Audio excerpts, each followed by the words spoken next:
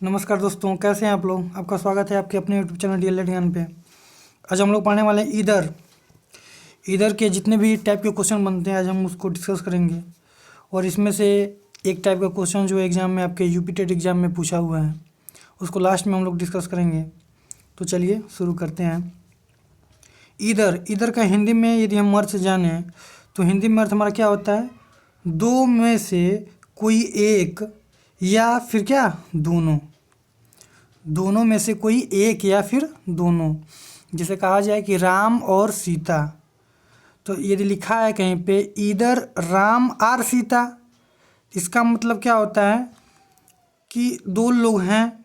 इधर का यूज कब होता है, दो लोगों के बीच में होता है, दो के लिए। तो इधर राम एंड सीता कहेंगे, either Ram and Sita is going to school. इसका मतलब ये हुआ कि राम और सीता हो सकता है दोनों में से कोई क्या हो, एक स्कूल जा रहा हो। यदि इधर का यूज किए हैं तो राम और सीता, तो इधर का यूज किया गया तो क्या होगा कि राम और सीता में से कोई एक ही विद्यालय जाता है या फिर दोनों हो सकता है विद्यालय जाते हों। तो इधर का हिंदी क्या होता है, दो में से कोई एक या फिर दोनों। यदि दो लोग हैं जैसे कि राम और सीता या फिर मोहन या सोहन, तो यदि इधर मोहन और सोहन है जिसका मतलब क्या हुआ कि मोहन या तो मोहन की बात कर रहा है या फिर सोहन की बात कर रहा है, या हो सकता है कि दोनों की बात कर रहा है क्योंकि इधर का यूज किया गया है। तो इधर का हिंदी में अर्थ क्या होता है, दो में से कोई एक या फिर दोनों। आगे देखेंगे, इसके साथ सिंगुलर वर्ब का प्रयोग करते हैं। इसकी किसका प्रयोग करते हैं, सिंगुलर वर्ब। सिंगुलर वर्ब क्या होता है, जैसे इज एम आर, जिसे प्रेजेंट कंटिन्यूस जो होता है इज एम आर, इसमें किसका यूज करेंगे हम, इज क्या करेंगे। पास्ट कंटिन्यूस जैसे कि वाज या वर, किसका यूज करेंगे, वाज का। प्रेजेंट परफेक्ट टेंस, इसमें किसका यूज करेंगे, हैज या हैव में से हैज का, क्योंकि ये क्या होता है सिंगुलर। अब देखेंगे सिंगुलर कैसे माना जा सकता है इसको। अभी आप लोगों ने पढ़ा कि दो में से कोई एक, ज़्यादातर यूज में ये सेंस में आता है दो में से कोई एक। जैसे कहा जाए कि either Ram or Sita, are going to school सही है कि इज गोइंग टू स्कूल सही है, तो क्या होगा यहाँ पे इज गोइंग टू स्कूल सही होगा। कैसे, क्यों, क्योंकि वहाँ पे दो में से कोई एक की बात करें कि राम और सीता में से क्या है, या तो राम स्कूल जा रहा है या फिर सीता स्कूल जा रही है। तो यदि राम स्कूल जा रहा है तो वो सिंगुलर हुआ, तो इसके लिए इज लगा दिया। या सीता स्कूल जा रही होगी उसमें से, तब भी तो सिंगुलर हुआ, इज लगा देंगे। ठीक है, चलिए आगे देखते हैं। इसी पे क्वेश्चन है, either of them are present, क्या है हमारा, गलत है। अब यहाँ पे देम, देम में पूछा जाए कि कितने लोग हैं तो कितने होने चाहिए, यहाँ पे दो। इधर का यूज ही कितने के लिए होता है, दो। दो में से, अब उसमें भी कंडीशन है कि दो में से कोई एक की बात कर सकता है या फिर दोनों की बात कर सकता है, लेकिन इधर किसके साथ यूज होता है, हमेशा दो के लिए यूज होता है। तो इधर ऑफ देम आर प्रेजेंट क्या है हमारा, गलत। इसका मतलब यदि यहाँ पे देम की जगह हम कोई भी पर्सन माने, दो पर्सन मानना है। मान लीजिए हमने मान लिया रमेश और दिनेश, रमेश और दिनेश हमने दो पर्सन मान लिया। तो कह रहा है कि या तो रमेश प्रेजेंट है या तो फिर क्या है, दिनेश प्रेजेंट है। तो बाद यदि हम ये सेंस लेते हैं कि रमेश प्रेजेंट है केवल, तो क्या करेंगे हम, सिंगुलर वर्ब का हमको यूज करना चाहिए था, इज का करना चाहिए था, यहाँ पे आर का यूज किया है। और यदि आप दिनेश को प्रेजेंट कराना चाह रहे हैं तो राम एब्सेंट होगा वहाँ पे, तो फिर भी हमारा क्या हुआ, सिंगुलर हमारा वर्ब का यूज होना चाहिए। तो यहाँ पे गलत क्या है, either of them are present गलत है। इसका सही रूप क्या होगा, either of them is present, क्या होगा हमारा, बिल्कुल सही होगा। चलिए दूसरा क्वेश्चन देखते हैं। Either of you know Hindi, कह रहा है कि तुम लोगों में से,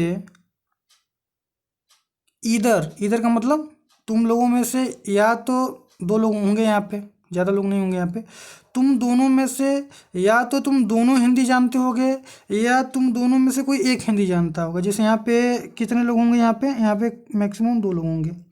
दो लोगों का नाम लिख सकते हैं हम, जैसे कि हमने लिख लिया रीता लिख लिया और हमने सीता लिख लिया। कितने लोग हुए, दो लोग।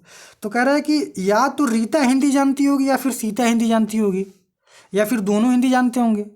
तो यदि सेंस ये है कि केवल एक व्यक्ति इसमें से जान रहा है कोई चीज़, जैसे कि रीता हिंदी जानती है, तो कितने पर्सन हुए, एक ही लोग हुए। दो की बात भले ही कर रहा है, दो की बात भले ही कर रहा है, लेकिन इसमें से देखा जाए तो कौन कितने पर्सन की बात करेगा, वह एक का। दो दिया रहेगा, उनमें से कहेगा या तो ये या फिर दोनों।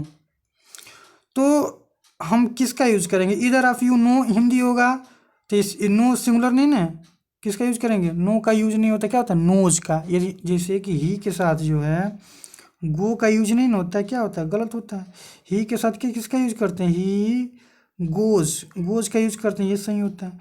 ठीक उसी प्रकार नो का यूज नहीं होगा। नो यदि प्लूरल होता है हमारा सब्जेक्ट तो हम क्या करते हैं? नो का यूज करते हैं, लेकिन यहाँ हमारा क्या हो रहा है? सिंगुलर हो रहा है, इसलिए हम किसका यूज करेंगे? नोज का। चलिए आगे बढ़ते हैं।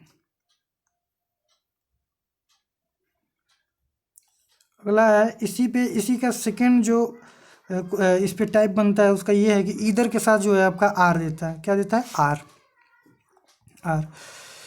इसके पहले हम देखा इधर के साथ ऑफ दिया था, इसके बाद हम देखेंगे इधर के साथ आर। और यहाँ पे दो तरह के क्वेश्चन इससे पूछे जा सकते हैं कि इधर जो है इधर के साथ कभी कभी क्या करता है? इसको हटा देता है और इसके जगह पे किसका यूज देता है? Nor, NOR। तो नीदर के साथ नॉर होता है, इधर के साथ आर होता है, तो जो कि क्या हो जाएगा? गलत हो जाएगा। यदि इधर के साथ नार लगा दिया तो क्या है? ये गलत है। क्या होना चाहिए? OR और। चलिए देखते हैं। कह रहे कि जब दो शब्द इधर आर से जोड़ा जाता है, जब दो शब्द या हम कह सकते हैं कि जब दो पर्सन जुड़े हों एक साथ, दो शब्द का मतलब यदि दो पर्सन जुड़े हुए हैं, जैसे कि राम और सीता, गीता रीता गीता, सीता राम, जो भी हो, मोहन सोहन, दो लोग होने चाहिए। यदि दो लोगों को, क्योंकि इधर जो है दो लोगों के लिए यूज होता है, तो दो यदि व्यक्ति जुड़े हुए हैं किससे? और से, तो वर्ब अपने पास नियर के सब्जेक्ट के अनुसार आती है। कहने का मतलब ये, इधर देखेंगे इधर यू आर ही कह रहा है कि या तो तुम या वह आर टू गो जाने वाले हैं, या तो तुम जाने वाले हो या तो वह जाने वाला है। तो ये बोल रहा है कि इधर आर में कंसेप्ट क्या है कि जब आपको कहीं पर भी आर का यूज दिखा यहाँ पे, तो कह रहा है कि आर इधर के साथ यदि आर दिखता है आपको, तो जो हम हेल्पिंग वर्ब लगाएंगे हम अपना, या जो हम वर्ब लगाएंगे, मेन वर्ब लगाएंगे, वो कैसा होना चाहिए? हमारा सिंगुलर होना चाहिए। वो किसके अकॉर्डिंग होगा? तो सबसे करीब वाले सब्जेक्ट के अनुसार। अब यहाँ पे आर के सबसे करीब जो है देखेंगे तो कौन सा पड़ेगा? यहाँ आर जो है इधर यू आर ही, ये देखिए इसके साथ, ये जो है इसके साथ आर के जस्ट राइट में आप देखेंगे तो यहाँ पे बगल में क्या है? आर लिखा हुआ है। और सिंपली ये बताइए, इतना हम यदि केवल सेंटेंस ले ही आर टू गो, तो ये क्या होता है? हमारा गलत होता है, वैसे ही गलत होता है। जहाँ पर भी आर लगा है, यदि ऊपर वाली बातें नहीं समझ में नहीं, जहाँ पर भी आर लगा है यहाँ से आप यहाँ से ब्रैकेट बना लीजिए, तो आपको क्या दिखेगा? ही आर टू गो, जो कि गलत है। ही के साथ इज होता है, तो ही इज टू गो, वह जाने वाला है। तो देखेंगे either you or he are to go गलत हो जाएगा हमारा। क्या सही होगा?